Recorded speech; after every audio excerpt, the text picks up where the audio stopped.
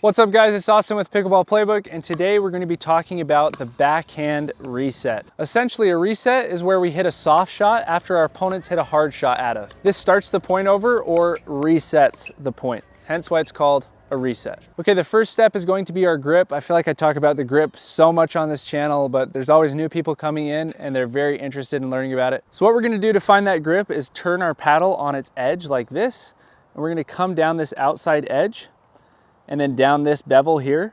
And as you can see, it makes an 8-sided octagon shape. This is bevel number 1, this is bevel number 2, and this is bevel number 3.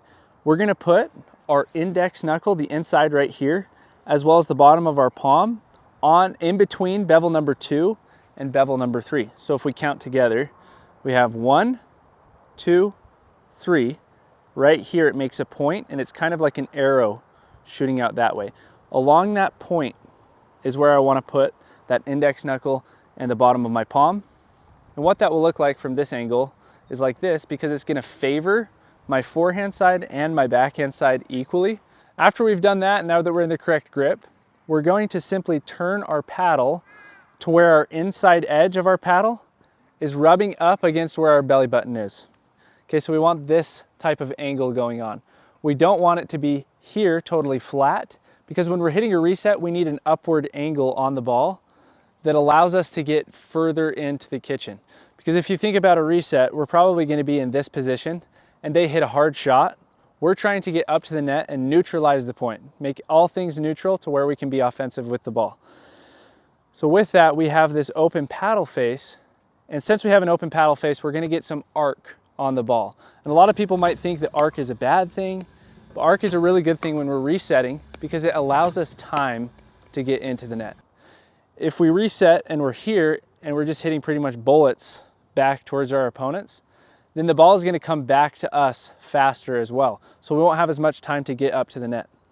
So instead, what we're going to do, take that inside edge and put it up against our belly button as we're resetting the ball.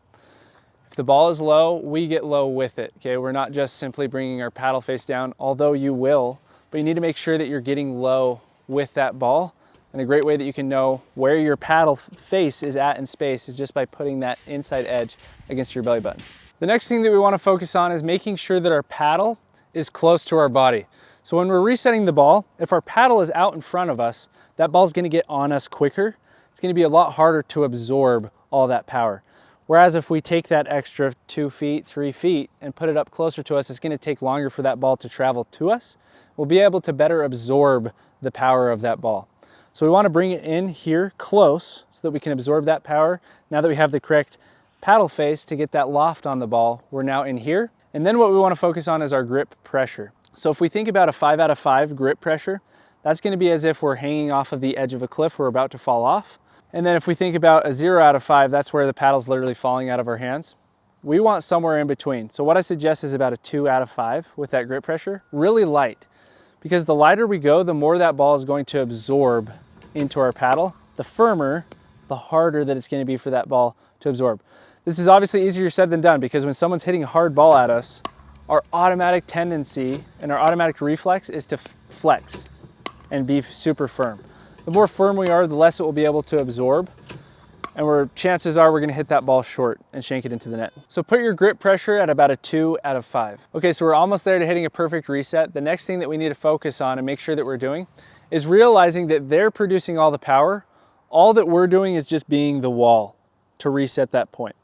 Okay, so if I picture that I'm a wall, I'm going to be extremely still as I'm resetting the ball. I'm not going to be moving as I'm resetting, which is something common, is just people will be out of position, not ready to reset that ball. So as soon as our opponents are about to hit the ball, we're going to split step. A split step is where we are essentially splitting our feet apart and stopping, and we're also on the balls of our feet.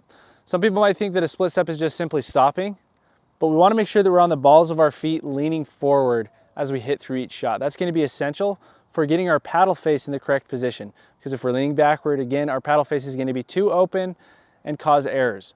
So as soon as we see their motion forward to hit the ball, we split step outward, we stop as that brick wall would, and we're not going to move. Simply, we're just going to find the ball wherever it's at and reset it into the kitchen. And since we have that loft on the ball, we're now moving forward and we're gonna split again as soon as we get to the kitchen line. One very common mistake that you see with this all the time is that people will have way too much of a motion as they're coming through the ball. You'll figure out the right amount of motion that you need to have as you get out and drill, drill, drill, drill, drill. More reps that you get in, the better that you'll be able to realize how far you need to come out to reset a particular ball, because it's all gonna be based off of the speed of the speed up.